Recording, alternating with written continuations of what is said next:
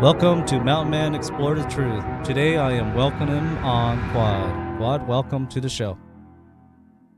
Blake, thanks for having me on. All right, so where did you have your encounter at? My first encounter, Blake, was back in 1994 in DeKalb County, Indiana. Back then, I was also in law enforcement, and it happened Thanksgiving morning. It was my first day off of my 2 days, regular 2 days off, and my very first holiday off as law enforcement. I had decided then that, I was going to hunt that morning. It was slug season for deer. And then after that, I was going to go up to my in laws at that time and have Thanksgiving breakfast and then lunch and supper.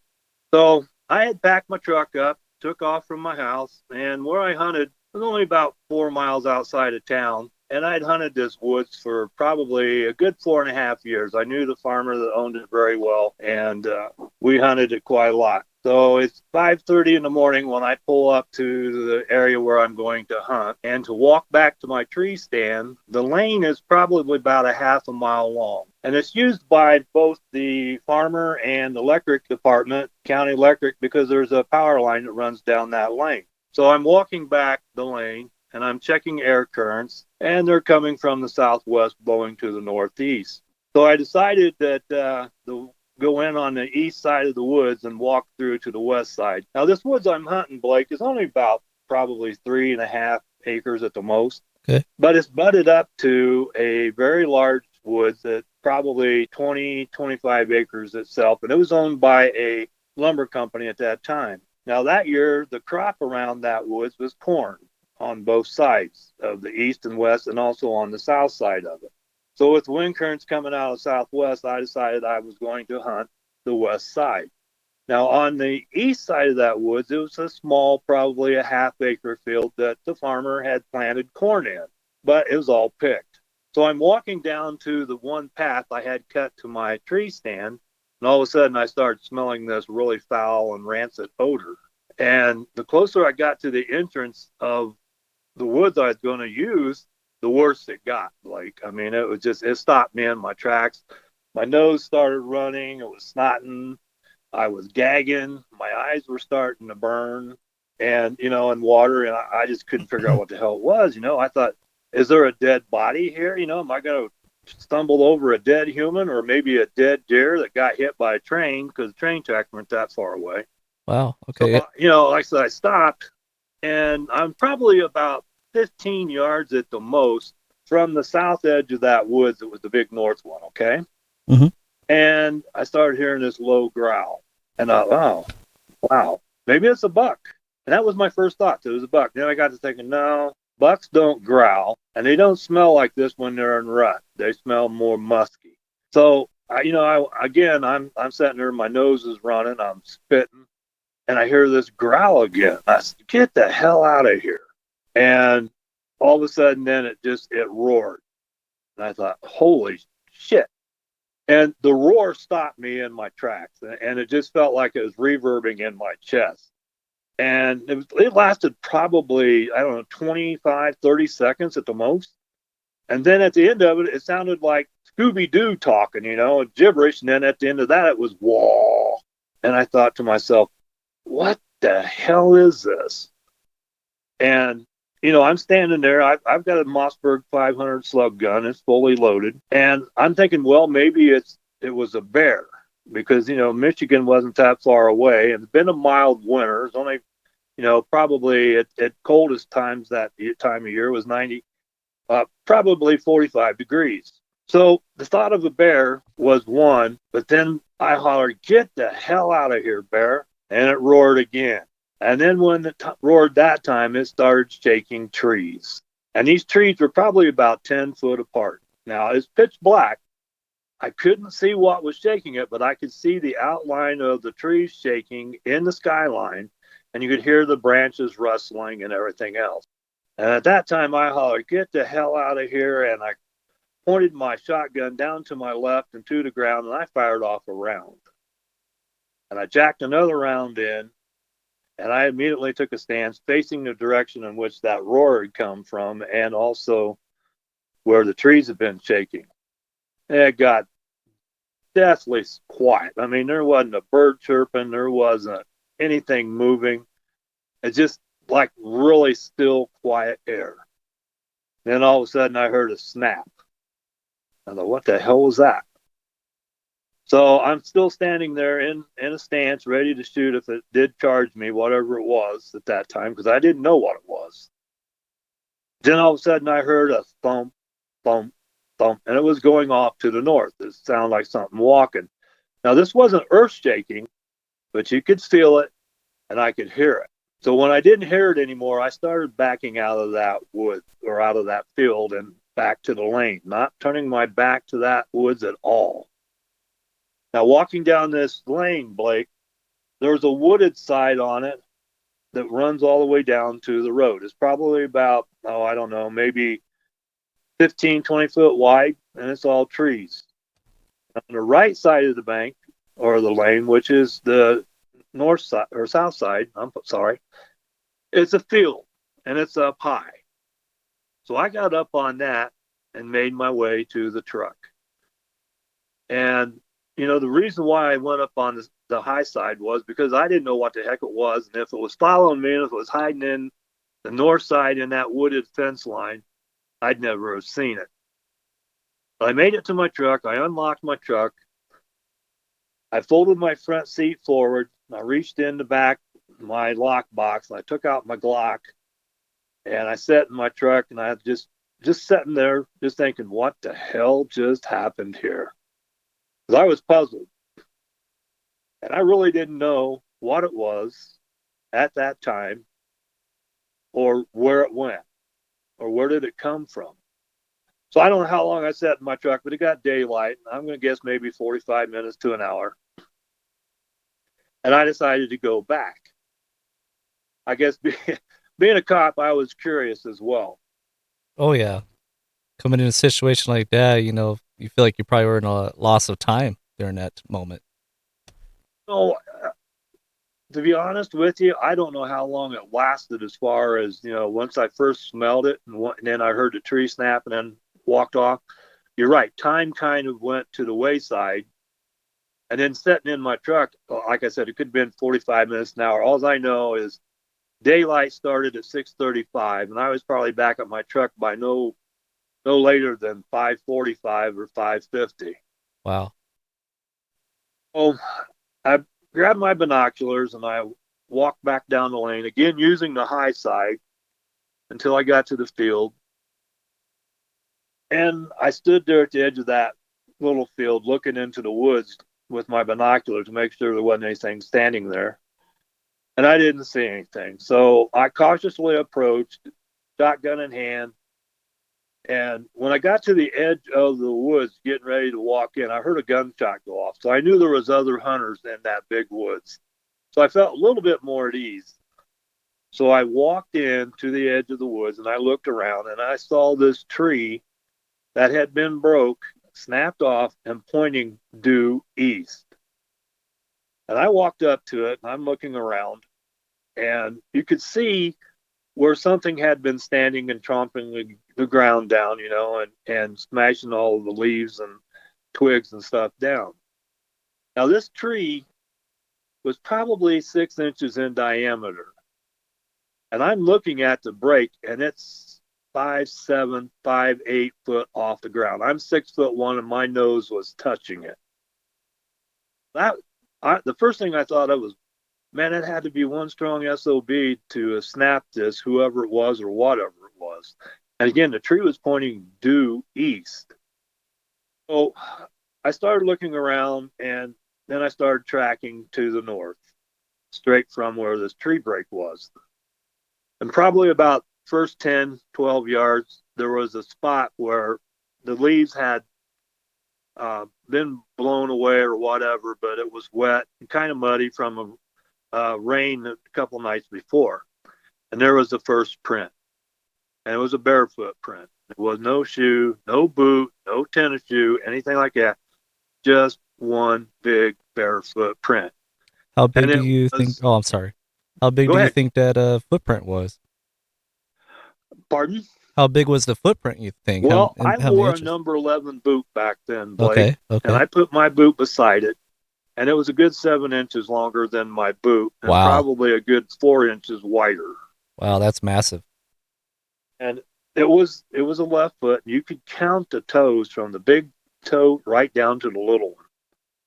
Wow. So I thought that's when I said, "Oh shit, I Yeah, it's may have like just time to get the scared hell out. us." So I continued on further in the north, and I'm looking left, right. I mean, I'm in full on defense mode, but I never found it. About 20 yards further in, I found another print. It was the right foot. Same thing, 7 inches longer than my boot, 4 inches wider, and in a little bit of a muddy spot. But Mm. then after that, I thought, well, hell, I'm a little bit too far into the woods where I had permission to go into it if I was tracking a wounded deer. But I didn't want to take a chance of running into one of the guys who was hunting in there, and they'd say, "Well, what the hell are you doing?" What would you tell them? I'm tracking a Bigfoot? I don't think so. Yeah. So I backed out and I went back to my truck and I got into my truck, went home, got around, got ready, and we took off, went up north to my in-laws. And all the way up, I was quiet. I was thinking, it just went over and over in my head. What the hell just happened? And my wife back then, she said, "You're being awful quiet." I said, "Yeah, I know." She said, "You come home early." I said, "Yeah." She said, "Why?" And I said, "Well," she said, "Didn't you see any deer?" And I said, "No, too many hunters out there." What was I going to tell her? So that was the first encounter, and again, this was back in 1994. And being in law enforcement back then, Blake, I knew better than to tell anybody because, for one, there wasn't a whole lot of people that probably believed in them back there, other than ones that maybe had watched the Patty film Mm-hmm. and maybe had an experience of their own, but nobody talked about it because it was kind of taboo. Yeah, a lot of people just, they don't open their mind to other things that could be out there. And I've always been a Bigfoot believer, and I mean, there's a lot of forests out there. You don't really know what's out there and roaming around at night, or heck, during the day. You don't really pay attention to it. Very true. And, for those who may have had an encounter of their own, such as mine, it does make you think a lot more about what is out there Yeah. and all of that. But that one, that was when I really started, starting to delve more into research of Bigfoot and, you know, trying to figure out where it come from.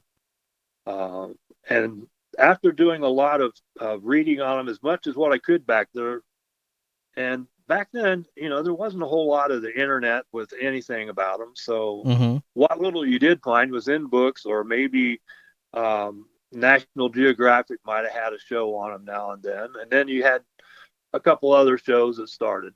Yeah. But what I feel happened that day, in all honesty, was he was hunting deer himself. They got to eat, and after learning that they are protein eaters, and he would have had a very damn good chance of probably killing a deer there that morning and being able to feed one or two or however many there might have been around there. Yeah. And I truly believe now, telling Todd and Brian and Sheldon, he was just trying to tell me, "Hey, buddy, this is my spot this morning. Get the hell out of here." Mm-hmm. It was like, hey, go hunt somewhere else, buddy. Yeah, yeah, go hunt somewhere else. Yeah, But see the thing is too is what people don't realize, there's so many things you can eat in the forest. There's so many edibles, and something that big and massive, I'm pretty sure it can make it just fine out there. yeah, I mean, where I was hunting at, Blake, the deer population per square mile in Indiana was usually like 10 to 12 per square mile. Well, where I was hunting, it was more like 25 to 30 per square mile. So there was no lack of food source there for him. And again, I think he would have probably made a kill himself. I had taken quite a few deer out there alone, But again, I wasn't 100% sure until after I started reading up more and more, and then seeing those two footprints, and then listening to other people here about the smell, the sounds, the roar that vibrates in their chest and everything. And it pretty well made me believe that I spooked one off. And like Sheldon said, he said, you kind of won the pissing match that day. And I said, well, I could very well lost too, because, even having the 12 gauge slug gun back then, from what I've seen pictures of them, I don't know. Yeah. I'm just Well, turned around and took off and went north. did you smell the smell right then, or did you smell it like shortly after? Oh, I smelled it right then. Okay. I've always It been was curious if they let out a a smell, if they ton of got bricks. scared. I'm sorry, interrupting you there. Go right ahead. It, Go ahead, Blake. Oh, I was just saying, it's just interesting if they just let out a smell when they get scared, or they just always smell like that. I'm curious if maybe you know you don't always smell that smell. I smelled something strange in the woods too a few times, and I'm pretty sure it was a black bear, but it's the smell. I really like to get described on what you think it smells like. Well, the first thing I thought of was the smell was, like I said, a dead, rotten body. Okay, yeah. Then more and more, the stronger it got. If you were to walk into a room that has been closed off and you had to open ammonia bottle, how it makes you gag. Oh yeah. Okay. Yeah, I got the gag reflex from the smell, and like I said, it was smelled like dead bodies, skunk, and thrown into an outhouse and mixed up all together. It was very, very powerful. Okay. Now, Okay. Todd and I and Brian talked about this, and Todd said, like, there was a doctor that he had put out the post on, that he believes that they have scent glands in their forearms and in their armpits, that they can, control the flow of scent Yeah, that like makes a sense. did. So I believe it. And, if you were to contact Todd, he could tell you the name of the doctor. This is back in the 40s. And I guess this gentleman was hired by the Forestry Service to, when they found these creatures, that they were dead, killed by fire or whatever, he did autopsies on them. And he found that they had a scent gland in their forearm and one under the arm, in the armpit. So that makes sense that that they can control it, because a lot of people say, "Well, I never smelled anything." So if they're able to control it, then if you spook them or they want to spook you and get you out of the area, then they let this scent out. Yeah, that makes sense. I own some German shepherds, and I notice when they get scared, they'll let out a smell too, and you're like, "What is Yeah, that?" So that's why I yeah, asked that question earlier. you're right. When a dog gets scared, they let out a pungent odor. Yeah. And yeah, it's just I find it very interesting when it comes to smell, because you do smell all kinds of weird things in the woods that you cannot explain. My thought too on it was, and like Todd had asked, well, did you have any experiences prior to that? And I told him, no, not that I could, could recall. Never smelled that before. Hmm. Never heard the growls or grunts. Never seen the footprints or anything to give a sign that it'd been there for a while. Hmm. So whether he had just got there or been there or popping in and out of realm and portals like some people think they do, and I do. You know, I I do believe in a lot of people like to call it the woo, but I think it's for real. I think they do travel to some kind of portals. Yep. I mean, you think Now, about it, energy, it's like I'm sure you heard of Ron Moorhead. He talks about quantum physics and stuff like that, and I find that interesting. And I believe it's possible that they can travel through something. now this is something I told Todd and Brian 2 weeks later after that. I'm walking back again. It's back into bow season now. This is in December. Hmm. So I'm back into bow season, and I'm going back I'm going to get into the same stand. But as I'm walking back the lane, there was a red glow. And I thought, oh shit, there's a fire back here. And it just kept looking like a Oh, glowing and glowing. And so I was getting ready to call 911 and dump the fire department. But I thought, well, wait a minute, let's go back and make sure. So I get to the field now that's on the west side of this small woods I hunted, and there, hovering about 5 foot off the ground, was a red orb, and it's wow. just hovering. Well, that's giving It's, me goosebumps. Continue. it's not a helicopter. It's not any kind of a hovercraft that I know of. It's round, probably about 4 foot in diameter, maybe a little bigger. And it's only a couple hundred yards from where this incident took place in the first time. Wow. Well, I watched it for about 20, maybe 30 seconds, and then it started lifting off and started headed to the southwest. As it got higher, going to the southwest, it stopped all of a sudden, and then just like a bolt of lightning, took off to the northwest, and within a couple seconds, it was out of sight and gone. So now, with that, people I have read stories from and seen videos, people stating that they watched them come out of an orb and into our realm. So I believe it's highly possible that they have a way of being able to travel through the realms in orbs, or maybe time lapse. Who knows? There's so much out there that we don't know about them, that maybe our government does know more than what we do. But Oh, I believe that. I believe there's some yeah, kind of cover up and they're just trying to keep it from us. And what reason for, I'm not 100% sure. like we discussed, Blake, it's probably the fact that it's just like UFOs. The governments know UFOs are around. Mm-hmm. And what are they going to tell us? Well, we've been there. We know they're out here. We have UFOs, but we don't know what to tell you, because we don't know what to tell you if we can defend ourselves against them. Yeah.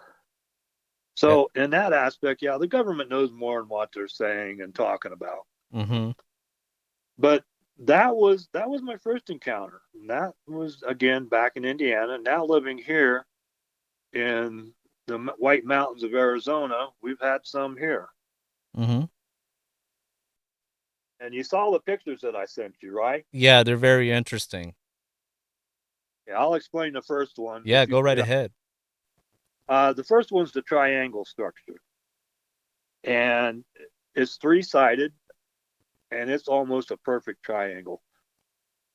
Now, the way I found this is my second encounter. You've seen the campsite, right? Oh, yeah. Okay, well, my better three-quarter Lisa and I were going to spend a 4-day weekend out there. And this place is pretty heavily camped by several people with RVs and camp, tents. It's just a popular spot. So I thought I'd go out on Thursday morning and get set up, and then we'd make sure to have the spot. And then she was going to come out Friday after she got off work.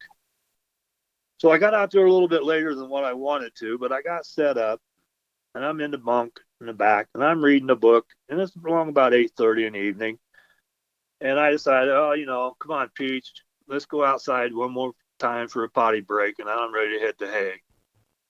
So as we go outside, I'm going towards the front of the trailer that you're seeing, and Peach is walking towards the back. Well, when she gets to the back and she starts to turn around, all of a sudden she stops, her hackles come up, and she's growling. I thought, oh, crap. And the first thing I'm thinking of is possibly a mountain lion or even a coyote. So I hollered at her, come on, Peach, just go back in. So we go back in. This is September of 2021.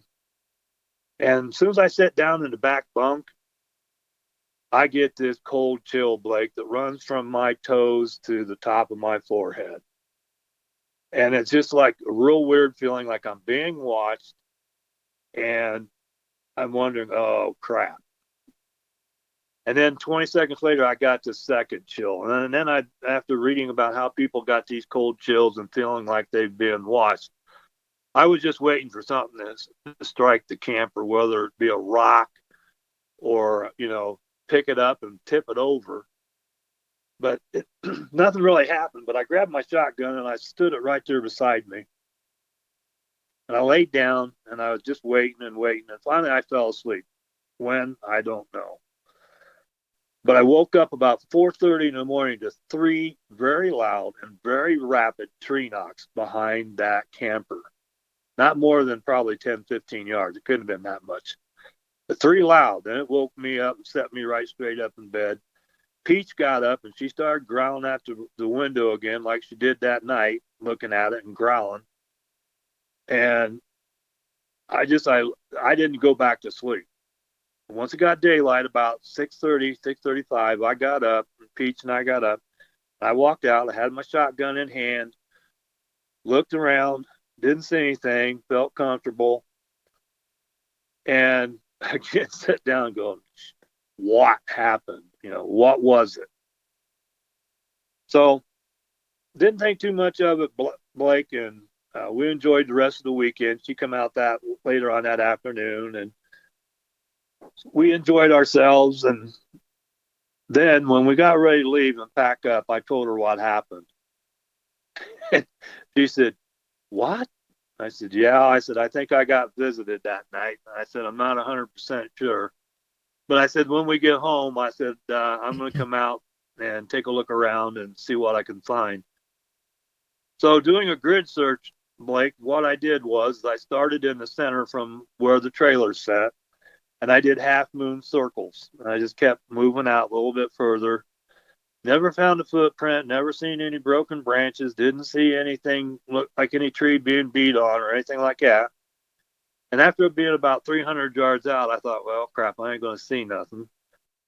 And just as I got ready to leave, I looked to my left, and here's this triangle. I thought, well, that's interesting. So I walked over to it, about another 100 yards off.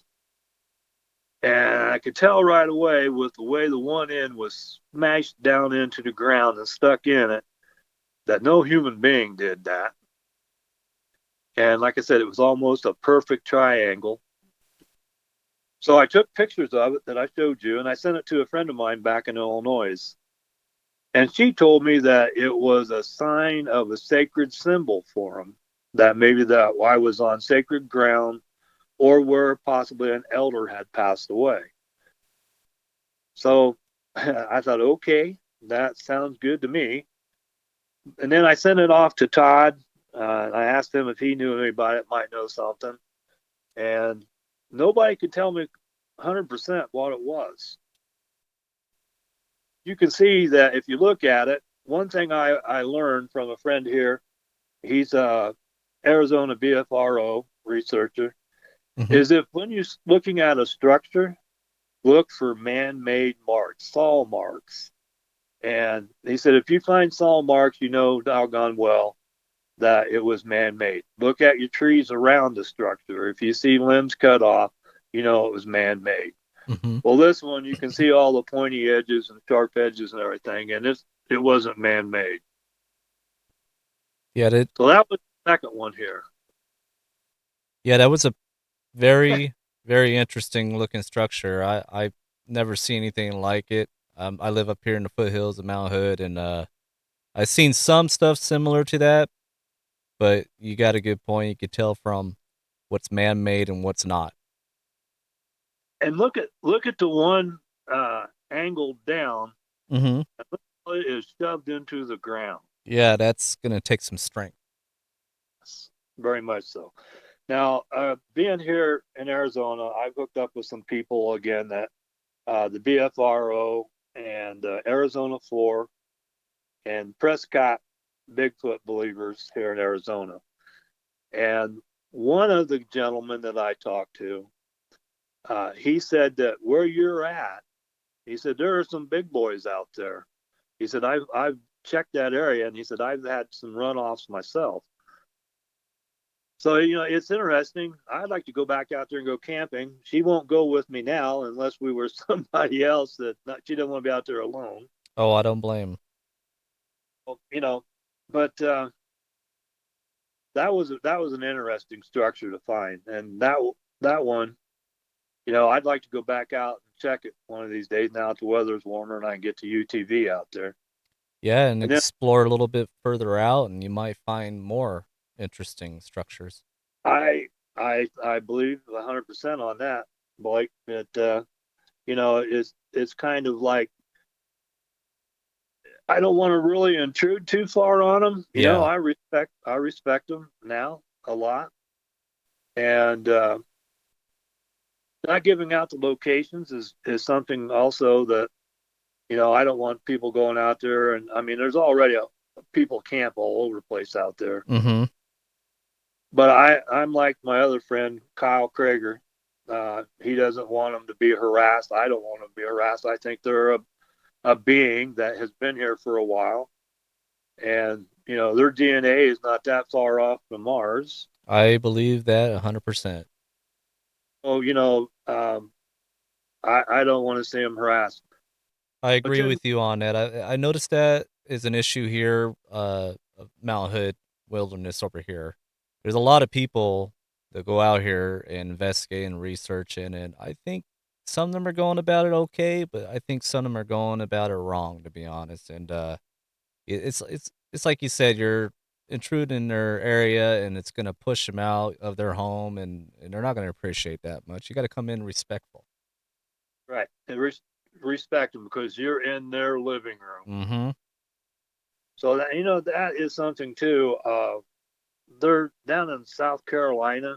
There's the South Carolina Bigfoot Research or whatever the group is. Oh yeah, I They're out heard of them. hunting them. They're hunting them. Yeah, I don't agree with that. I don't either. You see this one guy. He's in full camouflage and he's sitting in a blind on the ground. He's using whoops and tree knocks and all sorts of howls and stuff to try and get one to come in. Mm-hmm. Well, it's like Todd and Brian and I talked about. Hell, they know when we're in the woods, and you're not going to outsmart one of those big guys out there because he knows the woods more so than what you do, Yeah, and also he knows when you're in the woods before you even know he's there. yeah, I don't think hunting them is right either. I agree with you on that. They always try to say we need a body or something like that, and I don't believe that. If to be honest, it's like you said earlier that the government, I think they already had a body, and the proof is there. They just want to keep it hidden from us. That's true. That's true. And the reason why we discussed this, and I think it's true, is because it's going to cause a lot of mass panic. People Mm-hmm. are going, well, I'm not going back out. I'm not going to do this. I'm not going to do that. Well, And I some of should your correct. industries, Sorry, Quad. I should correct myself on that. The government, maybe the government has some things to do with it, but maybe it's a higher power than the government, and they leave it to them to take care of it, like almost like Men in Black, for example. So, I agree. because if you think about it, that's the best way to hide from us, so we don't look at them. It's true. I So, agree with you 100% on that, Blake. I mean, uh, the government is just as good as propaganda as what they've used on other governments. They're mm-hmm, using it on us. mm-hmm.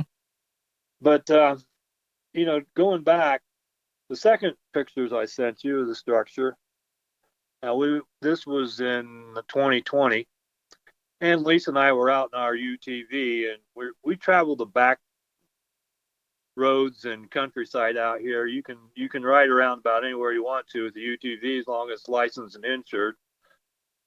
And I was going down the lane, and after learning as much as what I had and seeing structures in the past and pictures and videos, I just happened to glance off to the right, and there it was. It was about 100 yards off of the main trail and down another one. So I turn off and we go down there and get out and we start looking around. And if you look at it real close, you see the one tree, it's got all the green leaves on top Oh yeah, and it's partially burnt. Well, that tree was bent over and then everything else was weaved in around it.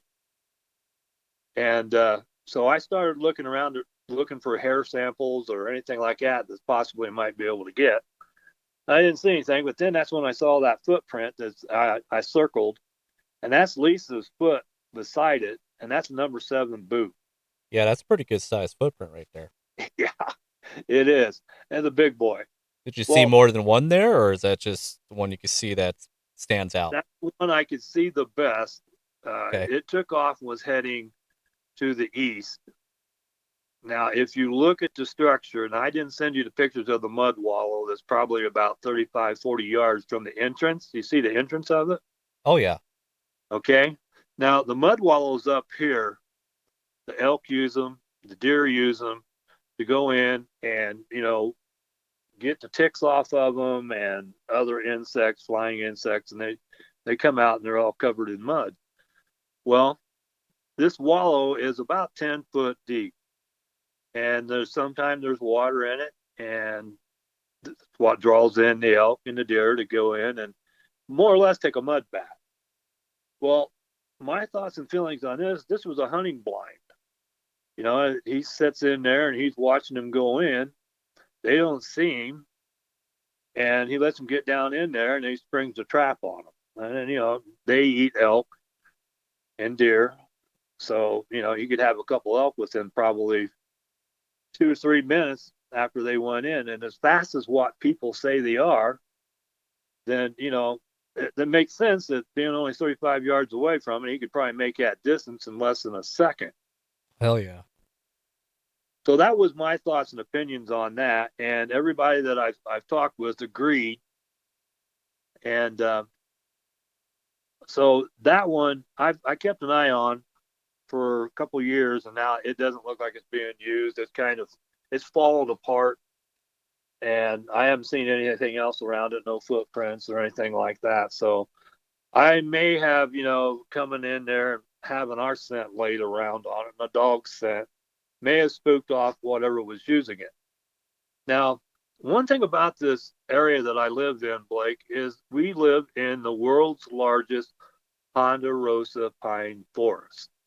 Okay. And you can get out on the road, and for miles and miles and miles, all you see is pine forest. So there is so much here for them as far as food, shelter, water, everything they need. And this also was only a couple hundred yards from the Navajo reservation. Now, no white man is allowed on the Navajo reservation unless you are with a nation's person. So I'm sure there's probably a ton of them in there that, they come out every once in a while and, do their hunting and then go back in. But I was told by one of the elders of the nation, Navajo Nation, that, and this is his words, Sasquatch are many on this mountain. So, I believe it. I've seen too much sign of them.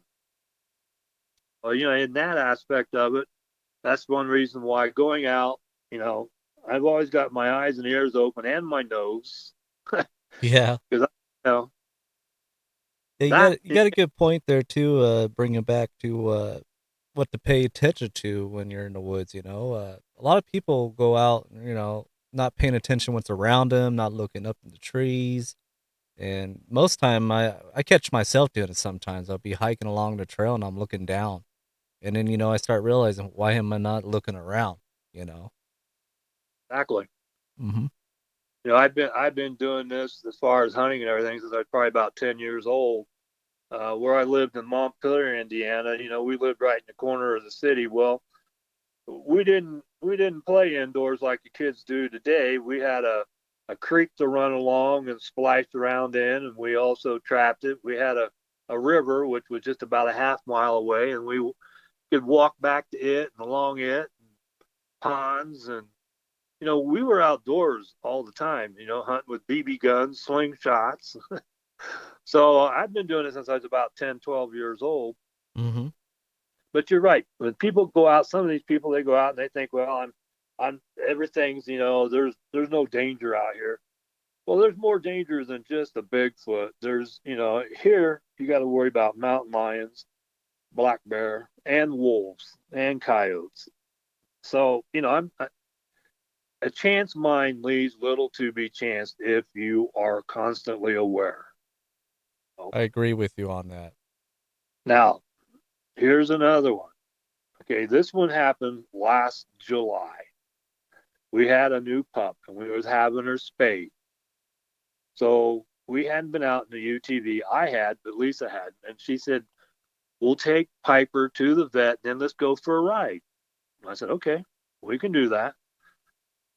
So and when we go out, we always pack a little snack and some water and take Peach with us and Piper when she was okay. That day we just had Peach. Now we're running along what's called Rim Road. They also call it the 300. And I seen a new trail I hadn't taken. So I thought, oh, let's take this one. I said, okay. Well, it ended up not being much more than a goat path, to be honest with you. Hmm. But I knew that it was going to come back out on one of the fire roads. And it did. It come back out on Fire Road 125. So when we got up to that, we decided to stop, take a break. We got the lawn chairs out and watered the dog. And we're sitting there eating a snack and just enjoying it. Another UTV, he come down the road and he waved, and we waved at him. But about, I don't know, maybe 2 minutes, Blake, after he went past, all of a sudden I got that smell that hit me right in the nose. Peach come up. Her hackles were up. I stood up and I'm always armed. And I stood behind Lisa and I'm looking all around, high and low, on the ground. There's a gulch behind us. I'm looking in that gulch. And she said, what was that smell? I said, I'm not sure, hon. I knew, but I wasn't going to say anything. And so I'm looking, I'm looking again. It scared the shit out of me at first. I knew what the smell was, and so that's the reason why I instantly got up and got behind her. And I had my 45 out. I had a Kimber 45, 1911, but I never saw anything, never heard anything, and that smell only lasted maybe 2, 3 seconds at the most. But Peach was up and she was looking due west. The smell come from the west. That's the way the breeze was coming. But there was nothing.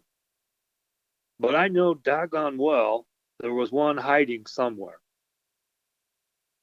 And they if you've watched any of the Bigfoot expedition, Oh yeah, yeah, yeah, and have you seen the one where Myra and Ronnie was out and they seen that shadow that went across the bank on the third episode? yeah. I remember that one. That was pretty creepy.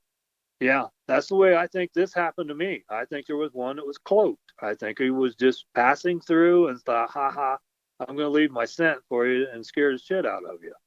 I definitely believe they can cloak. And I swore I seen something on the side of my eye in the forest, and it disappeared quickly. And I was like, what was that? Could have been Glim- anything, but Glimmer? yeah. It just I remember walking along this trail, and you're walking along, and it almost looks like something flew by your right view of your eye, and you go to look over quickly, and it almost looked like a figure just goes right by real quick, and that's when you start thinking, where'd it go? If, Yep. so Blake, that's exactly how I felt that day. Now, when we got home, I told Lisa, I said, what do you think that smell was? And she said, was it a Bigfoot? I said, yes, ma'am. I said, I believe we got visited. And mhm. we still go out and we still travel those trails and everything, but she is now more aware herself. And in that aspect of it, like again, I believe I've been tagged and marked by the first one back in 1994. And I'm talking with other people. This one lady, she's in Illinois. She said, "You're not tagged, sir." She said, "You are connected now." And she said, "Everybody who has had an encounter, whether it be a face to face like a lot of people have, or an encounter like yours," she said, "they do mark you and do tag you." And she said, "But it's more. I like to think of it as being connected." So the smell was the same thing I had smelled back in 1994. So was it the same one who traveled in a portal here?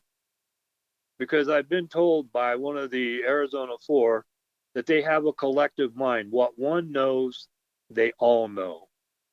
And I believe that.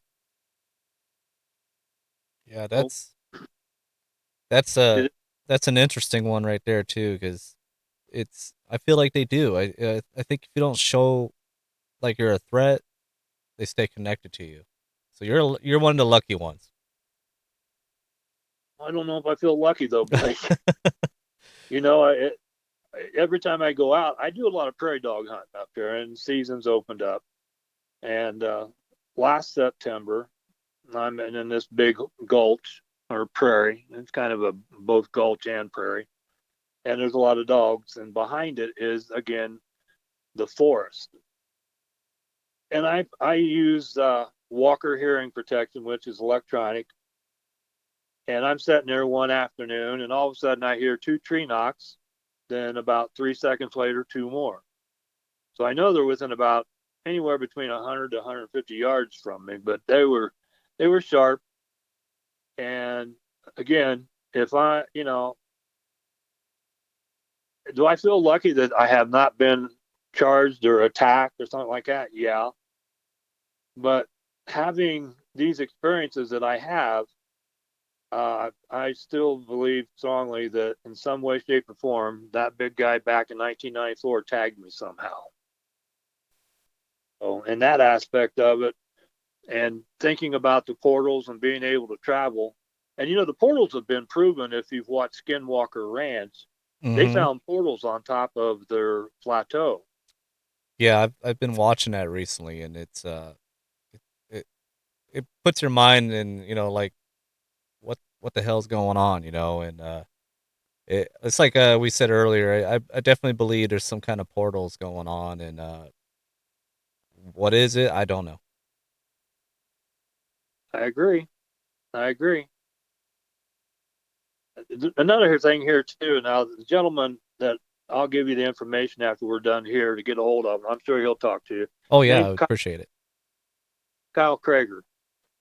Now, 6 years prior to my first incident, 1994, there is a bridge just about 1,000 yards from where I was, and it's called Hash East Bridge. A lot of kids would go out there and smoke their dope and drink their beer and what have you. Well, him and his friend were out there, and they were 15 years old. They were on their mopeds, and when they got to the bridge, they looked over the side of it, and there was 5 dead deer. And Kyle said there could have been more, but he said they were all stacked up. He said he could see at least five. So his friend gets off his moped and he starts down the side of the ditch. And just as soon as he stepped off of the hill and onto the field, they started hearing a very low growl coming from out from underneath the bridge. So it scared them both, and they jumped on their mopeds and they went back to town. They told the chief of police back then, who was a good friend of mine, and he hired me. And Jerry went out there and he said, well, he said, you guys don't need to be going out there anymore. Just stay away from it. So Kyle and I hadn't even told each other anything about this when we were working together.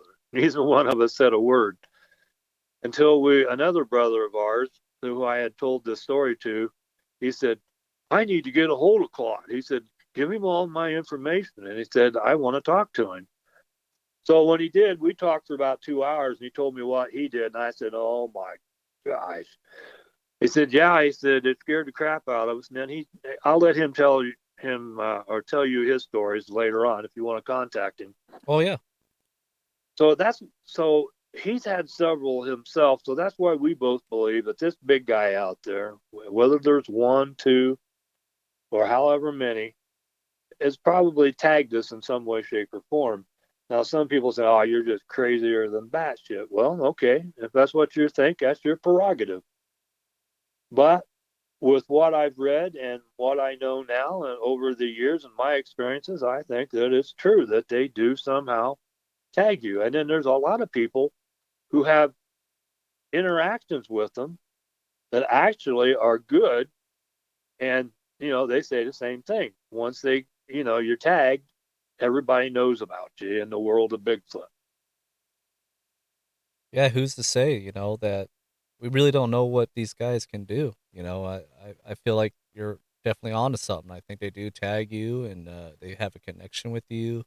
Maybe it's because they're comfortable with you and don't find you as a threat. and so on. Agree. And I'm sure, I don't think there's anybody out there can 100% say that they're an expert on these beings. A I lot of agree with people you. have a lot of knowledge. I think one of the better shows is the Bigfoot expedition is one of the better ones. Finding Bigfoot, I got to think that was anymore was just a laugh. Yeah, But there was some up and downs with finding Bigfoot. I mean, I have to give it to some of the guys on there. They seem to be knowledgeable on some things, but them knowing stuff 100%, I disagree. They don't know. Nobody really knows, like you said. no, if anybody knows 100%, and even then, I don't think they probably would be the government. Mm-hmm. And my honest opinion is, I feel that people who had the encounters, legitimate encounters, are the ones who know, and they know more than any researchers or investigators, whatever you want to call them.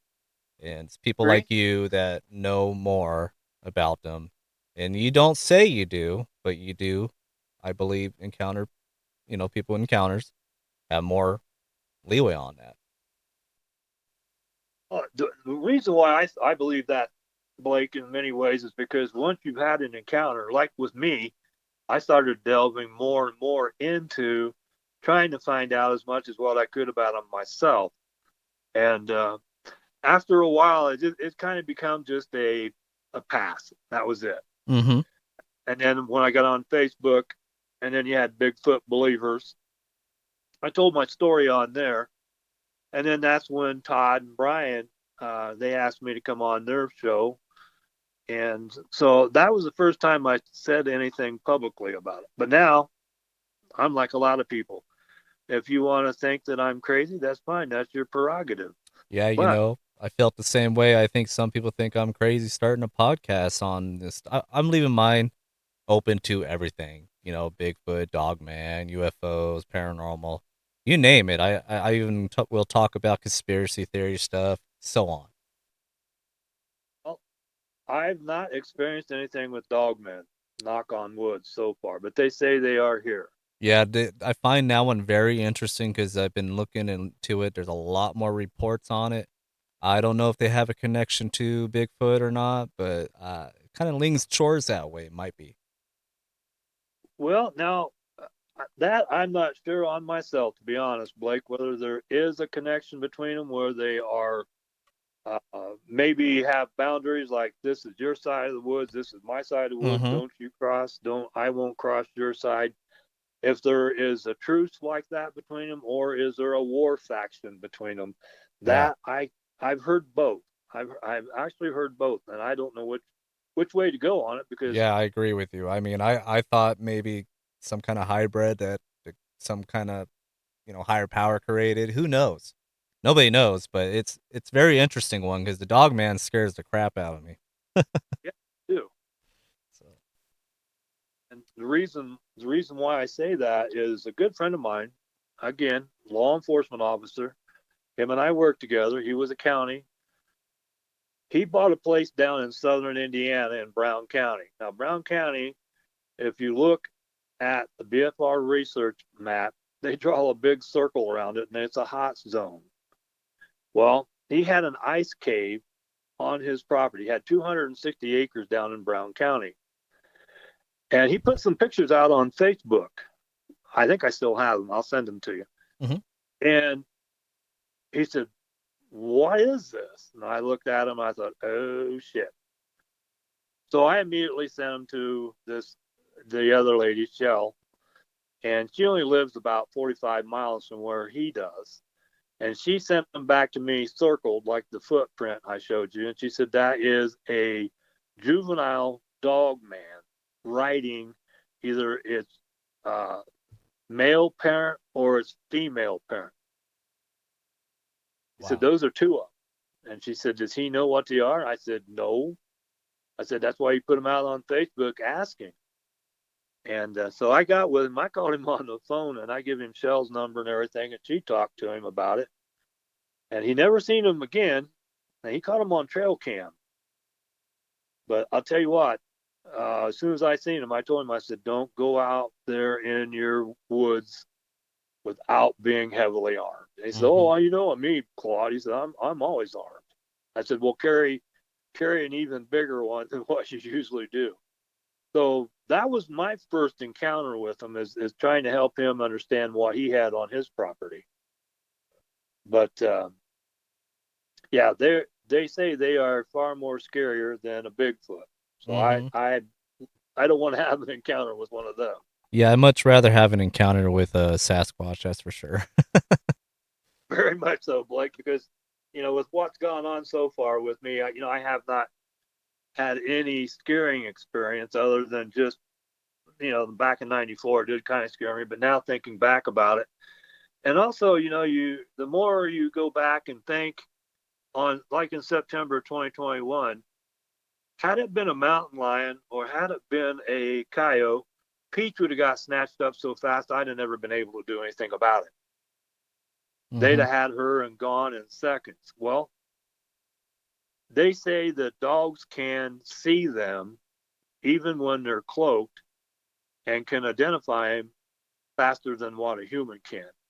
Now, this is being told to me by an Arizona 4 researcher and also one of the BFRO guys in Arizona. The dogs are able to pick up on them, and that's why they take their dogs with them. Mhm. I So, believe dogs do have a factor of letting you know if something's there, but the more I look into it and research some people's encounters, when they have a dog with them, their dogs will act like it's not there. They don't want to know what's there, or they're just ignoring it. But when it comes to a German Shepherd, some reason a German Shepherd, they're like a fearless dog and they want to go after it. I've heard a lot of stories about them hating German Shepherds.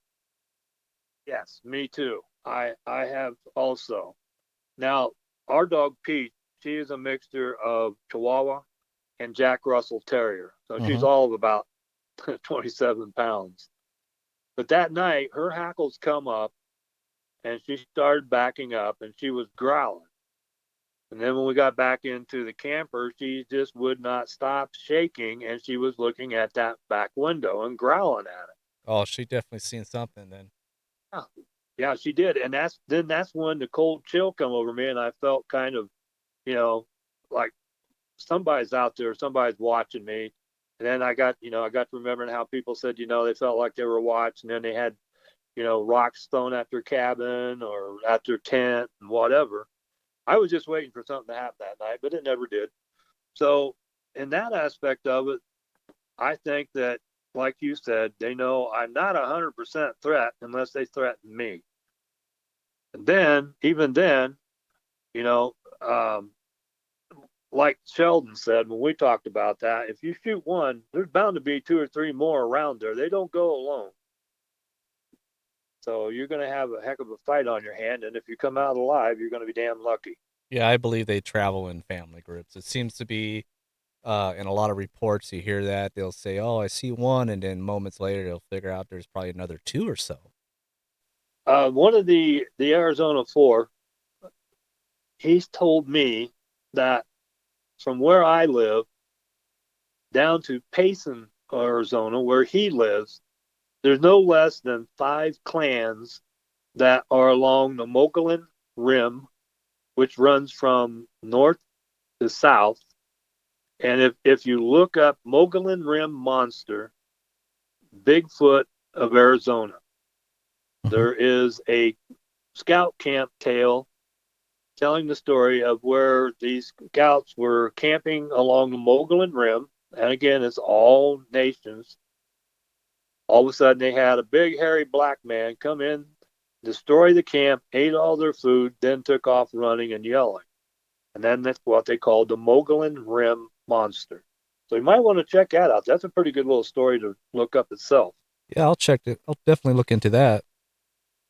They're up here, like I said, if you were to just drive down some of these roads and see all of the background, like I said, there's deer all over the place. There's elk, there's moose in some locations, and mountain sheep, goats. There's such a ton of food up here that it only makes sense that they are here. Hmm. So, Quad, what what do you think they could be? Do you think they're some type of human crossed with something else? What's your opinion on that? And telling with talking with Todd and Brian, I thought that they could have be possibly the missing link. But since then, and talking to other people, I just believe they are a being that have been here on Earth for some time. Now, do they have a realm that they are coming from and just staying here and they can go back and forth when they want? I'm not 100% sure anymore. Some people think they're the Nephilim. I don't know. But I thought they could be the missing link and that their evolution of their species just did not involve as much as what the human did, that somewhere along their evolutional line, it just stopped and they stayed in the woods. So Yeah, that was I agree that was with you my on one that. theory, Blake. Yeah, I agree with you on that. I'm pretty much on the same boat on that. You know, I think they are possibly a missing link or some kind of connection to us. That I definitely believe that. Well, their DNA is close to ours, but it Mm-hmm. says, nobody's ever come out 100% from the government and said, well, their DNA is 50% ape and 50% human. Yeah, But as my friend Kyle, he has seen two of them face to face, and he described them both as looking like Aboriginal from Australia. oh He wow. said broad nose, the broad forehead, but he said muscle bound. He said their biceps look like bowling balls. Wow. And he got a good look at two of them. Yeah, you see a lot of people try to say they have a certain look and it's, I think they're like human beings. They all look different in their own, looks. Outstanding. Have you seen any of his videos? Yeah, I seen some Todd Stanton. What did you think of his videos? I got to believe, I mean, when he starts explaining, the nose structure, the eyes, and, the difference between them, Mm-hmm. I don't, you can't, I don't think there's a costume out there that can be developed to look like that. Yeah, you see Just that's like Pat, that's the problem everybody. though. It's there's a there's always going to be you know 50-50 on those because a lot of people will try to say, oh, it's a CGI or somebody in a costume, but you're right about a costume. I don't The only costume I could think of right now that could match some of those on there would be, I don't know if you've seen The Grinch, the movie with No, I Jim haven't. Jim Carrey played the Grinch.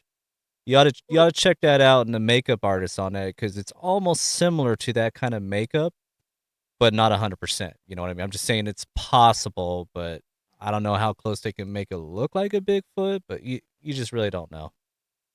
Yeah, the other one, the only one that could come even close is Chewbacca from Yeah, Star yeah, Wars.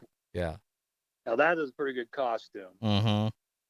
But But yeah, with Todd Stanton, I'm kind of like both both ways with him. I believe him, but part of me kind of see a little bit of red flags there here and there. But I wasn't there. I can't say the guy's lying or or it's real. I agree. But the Patty film is they really tried to rake that one over the coals and saying that it was a guy in a suit and this guy this I guess he was friends with Gremlin at one time, and then they got into an argument about Bigfoot or something, and he said, "Well, I'm going to prove it to you." It's the story I've been told. And now this guy's saying, "Well, it was just me playing a hoax on him." Mm-hmm. Well, if you stop and watch that in Forte, and I have several times, and if you watch when she turns and look at you, if this guy had big boobs like she did, then where did he get them? Yeah. Not only that, when you look at it real close too, when her hand scrapes along her right thigh, you can see the fur move one direction when she goes back, and then when her hand comes forward, it goes the other direction. Mm-hmm. You could definitely see the muscle moving in it, and it's just Exactly. So this guy, He's just trying to get his own 15 seconds of fortune, is what my opinion was. And again, I heard that there had been an argument between him and Patterson or Gremlin, one of the two. Yeah. That so he decided he was going to prank him, and that's what he said he did. Yeah, I'll have to I don't. say Patty's still the best video out there, you know. I mean, I'm sure there's a lot of good ones out there, but how do we know if it's, because the way technology is now. And it's hard to, say, "Hey, those are legit." I mean, some of them look like they could be, but I can't say they are, you know. And that's the problem with video and catching pictures. You can never be 100% sure. True.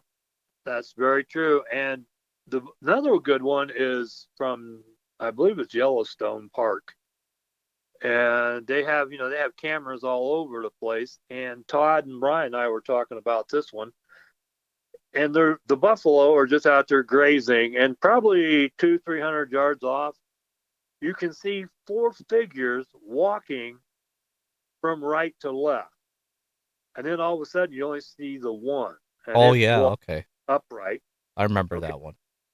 and somebody was able to take and size it by using one of the buffalo and the figure and putting them side by side. Well, this thing stood probably another 2 foot taller than the buffalo, and buffaloes stand anywhere from 6 to 8 foot at their uh, big hump. Mhm. And then this one, they said this thing said they stood 2 foot taller. But there's no man that big that's going to stand that tall. At least not in my opinion. Yeah, I agree with you. I remember seeing that video, and I've always watched that one over and over. And I'll have to say, I think that was definitely a Bigfoot. I agree. And like Sheldon and I talked about, that people that they live in the concrete jungle, Blake. They're not like you and I. They're not out in the woods. They're not hunting. They're not fishing or just camping or exploring. And you tell them what you see, and they, oh, right, yeah, you're just making this all up. Well, you know what? You don't have to argue with them if they don't want to believe. That's fine. That's their prerogative. Mhm. But for those of us that do believe and had experiences that we have, you talk amongst other people that have had these experiences, and you learn from each other. I think that's the only way that keep the system thinking, well, maybe we should let a little more out, Yeah. because so many people are talking about it nowadays, such as yourself, Mhm. Todd and Brian, Sheldon Quinez, Yeah, my gentleman my in whole British Columbia. idea. Oh, sorry. My whole Go ahead. idea is to get the truth out there. You know, let the people speak that had encounters, and you know, there's a lot of people trying to turn into like a Hollywood or just trying to make a buck here and there off Bigfoot or whatever. I just really interested in the subject and other things that are going on out there, and I think everybody has a right to know the truth. And whether they believe it or not, it's out there. Oh yeah, that's what uh, that's what I told Sheldon. I said, for these people, I said, get over it because they're out there, whether you like it or not. Mm-hmm. And and that's the reason why some of these people, when they go out, and David Pilates, now he is a vast knowledge. 411 missing. Okay, there's got to be some rogue factions out there of the Bigfoot clans, I'm sure. And he thinks a lot of them, the missing, can be Bigfoot or more so even alien. Mm-hmm. Yeah, I think It, either Bigfoot or aliens. Who knows? Maybe this dogman thing might have a connection to with these missing people. more and more stories are starting to come out about the dog man. Yeah, and they Now, don't sound good. no, none of them do. I don't think you walk away from an encounter with them. Yeah, you point out the portal thing too earlier. And, people claim when they encounter these dogman, they hear like a metallic sound or something, and they believe it's like a portal or something opening up, and these things come through and do their thing, and then they leave. So it's pretty interesting. That's why I think maybe they have a connection to Bigfoot, but maybe not. I don't know. That's a good question, Blake, and that's one that, um, like I said, I the only thing that I've heard is that they have treaty and boundary lines. You don't come over our place. We don't come over your place. Mm-hmm. And then I've also been told that it takes two Bigfoot to defeat one dog man if they do get into a fight. And that, and that, my friend said, well, that's hard to believe. Well, I've seen of them. They said they're muscular bound. I said, well, dog men are too. And I guess, they have a ferocious bite, but at the same time, you know, is there a peace treaty or do they have a fight between them? Yeah. Only they know. Yep. Well, I think this has been great. I'm glad to have you on the show, and we're coming towards the end now. And I I don't know if you're gonna continue go. I imagine you are gonna continue going where you're camping, and hopefully you'll get more encounters with some or the same group. Oh, I intend to go camping even more out there in this area where you see. Like I said, our cousins are up here too from Welton, and they brought their fifth wheel, so they're going to be up here all summer. We may go out with them. Another good friend, he just got a nice RV, so he wants to go. He's been after me to go out there and check it out. So I'll go back out there and camp. I'd even go back out by myself, but I know Lisa won't go with me. We just Yeah, and it's hard to get your girlfriend or wife to go with you and explore, things like that. she believes she believes them. She believes that they're real. Yeah, my wife does too, and she's actually thinks she's heard them out here because where I live, there's been some activity down in Cannon, and she heard some strange whoop noises and sounds that she could not explain, and she thinks she's heard a Bigfoot. And I go, you probably did, honey, and she definitely is a believer. That's good because more believers we have out there, it helps just to make it easier. Mm-hmm. And like I told Brian and Todd, and I told Sheldon, and I'll tell you, keep up the good work. It takes a lot of fortitude for you to be able to come out on a podcast, just like with me, and put yourself out there with this subject because some people are going to go, ha, ha, ha, and Mm-hmm. laugh at you and ridicule you. But the fortitude it takes to do this, I have the utmost respect for everybody who does. Yeah, I agree with you 100%. And that's what my show is going to be about. Not, I don't want people coming on being, ridicule or, you know, being called liars or anything like that. Um, and it's basically just letting them come on and be comfortable and tell them about your encounter, even if it was scary or not scary or whatever. I wanted a place for them to be able to tell the truth and feel like we're friends, and relax and have a good time talking about it. It may not have been a good time encounter, but it's definitely need to be heard. Well, so far, knock on wood, all three of them that I've had, as far as the smell with Lisa and I, that was just, I think, one passing by and say, "Hey, hi, I'm here," Mm-hmm. and the one behind me in the camper, I think, from what one lady tells me, she said they were there all year, all weekend long. They were probably watching out for you because the area where we were in was also well known for dog men. She said they were probably just watching out for you. So Yeah. if that's Yeah. the case, if I'm tagged that way, then um, more power to them to be behind me and instead of in front of me when it comes to the dog man. If that's ever the case. That could be it. They could be our protectors from something that's more dangerous. We really don't know, but that's the way I would like to look at it.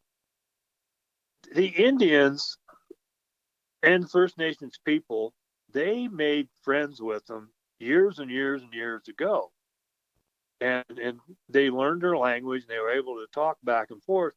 They claim to be the forest protectors. I believe that. I do I too. believe they are the forest protectors. I do too. I definitely believe that's, Yeah. true. And I think us coming in, much respect to the Indians because I think they were way more spiritual and closer to these things. And now here we are coming in, taking, you know, land and trees away from them, and they lose their trust in us. And they also said that uh, the reason why they have hard time trusting us is because of the white men's ways back then. Mm-hmm. They broke the treaty. Yep. I agree But with you on that. I think they're smart enough to know. I think they're very intelligent creatures. I mean, to be able to live out in the wild like they do and to stay hidden the way they do, you know, they're the best hide and go seek players there ever was. I agree. Well, Quad, I'm gonna definitely end it here, and I'm gonna definitely continue staying connected with you. And I really enjoyed all the counters and your knowledge on it. You definitely are the person to be out there to research this. Thank you, Blake, for having me on. Let me know when you put this out on your podcast. And when we get off here, I'm going to shoot you Kyle's name and number and how to get a hold of him. Sounds great. And yeah, I'll definitely hit you up right before I put it up. I'll clean it up a little bit. Like I said, I'm gonna keep it natural and put it up. It'll probably be up later today. All right, Blake. Thank you, Quad. Thank you, and good luck to you on your podcast. If I could do anything more to help you, get a hold of me. Oh, I will. I really appreciate you coming on. All right. Take care, bud. You too. Bye. Bye. Then I also like to thank Todd for sending him my way. I really enjoyed listening to his encounters. Check out Cryptid Creatures, guys. I've been listening to him for a while and I really enjoy it. And you can check back on, I think it's episode 9, and that's where Quads has talk. Anyhow, I'm looking forward to more encounters. I hope you guys will come on and talk about your encounter or anything weird and strange. And we'll keep this going. We're going to have fun with this. And I know the encounters may not have been fun, but me doing this is fun. And I feel like I'm there with you when you're telling me.